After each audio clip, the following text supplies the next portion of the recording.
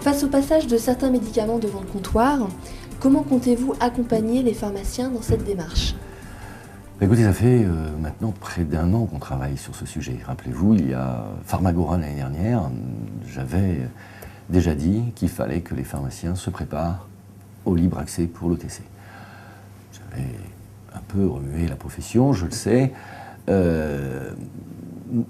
C'était pas du fatalisme, c'était simplement du réalisme. Il faut voir ce qui se passe autour de nous, il faut voir comment évolue le client, il faut voir comment évolue le consommateur, il faut voir comment évolue le payeur, il faut voir comment évolue l'industrie pharmaceutique pour se rendre compte que la pharmacie d'officine doit aussi se moderniser, si je puis dire.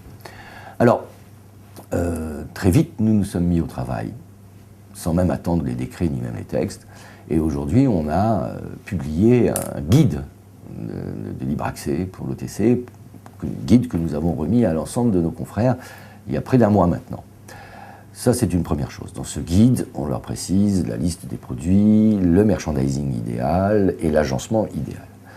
Deuxième étape, nous sommes en train de faire évoluer ce guide. Nous leur avons fourni maintenant tout un guide de questionnement du client qui va se servir lui-même. Nous leur avons fourni un document qui s'appelle l'ordre conseil, qui n'est ni plus ni moins qu'un carnet de prescription, car nous voulons que systématiquement leurs conseils soient notifiés par écrit. Quatrième chose, nous avons formé notre équipe terrain, 35 personnes, pour qu'elles se rendent sur place dans les officines et qu'elles conseillent, voire qu'elles réalisent le merchandising et l'agencement des officines pour la mise en place de cet espace. Quatrième, nous fournissons tous les outils de signalétique concernant le libre accès et l'OTC. Et enfin, en dernier, nous leur avons fait une liste de produits sur lesquels, en termes de prix, ils vont devoir être, entre guillemets, intelligents. Et donc présenter les prix d'une certaine façon, et peut-être même des fourchettes de prix. Nous avons fourni des fourchettes de prix pour qu'ils soient dans le prix du marché, mes confrères. Voilà tout ce que nous avons fait pour les accompagner. Nous avons encore quelques idées, nous essayons de les mettre en place, mais ce qui compte, c'est que le pharmacien ait une réaction de chef d'entreprise.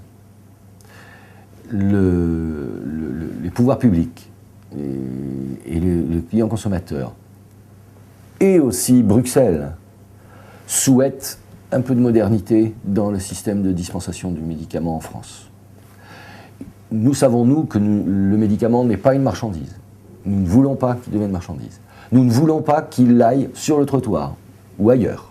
Bon, eh bien, mettons cette touche de modernité dans notre officine, développons le libre accès, mais surtout, à côté de ce développement de libre accès, eh bien, développons le conseil, l'accompagnement du patient, et à ce moment-là, plus rien ne viendra face au pharmacien pour dire « il faut mettre les médicaments ailleurs ». Le pharmacien ne joue pas son rôle. Si le pharmacien joue son rôle, personne n'imaginera de voir les médicaments ailleurs que dans un espace aussi sécurisé que la pharmacie d'officine. C'est essentiel. Derrière cet enjeu, il y a l'enjeu justement du libre accès dans tous les points de vente. Et il y a aussi, très important, selon moi, il y a le risque, si nous ne jouons pas notre rôle, de marchandisation du médicament. Et alors, si les pouvoirs publics considèrent que le médicament est une marchandise, alors, si n'importe qui pourra vendre une marchandise, et donc si n'importe qui peut vendre une marchandise, n'importe qui peut posséder une officine. Et donc, derrière, c'est l'ouverture du capital qui est en jeu. Et c'est ça le véritable enjeu. L'OTC, en libre accès, peut, s'il est mal fait par les pharmaciens, nous conduire à l'ouverture du capital. C'est clair. Et il faut aujourd'hui tout mettre en œuvre pour être les meilleurs dispensateurs et non distributeurs. Et alors, plus personne ne viendra nous chercher des poules dans la tête. Mais il faut le faire. Donc le pharmacien en véritable conseiller En véritable acteur de soins, en véritable pivot de soins. Vraiment le pharmacien orienteur, le pharmacien qui développe le diagnostic, le pharmacien qui développe l'opinion pharmaceutique, le dossier pharmaceutique, le pharmacien qui développe la prescription pharmaceutique, la consultation pharmaceutique, le pharmacien qui prend en marche le train de la désertification médicale et qui occupe sa place d'acteur de santé plutôt que de la laisser à d'autres.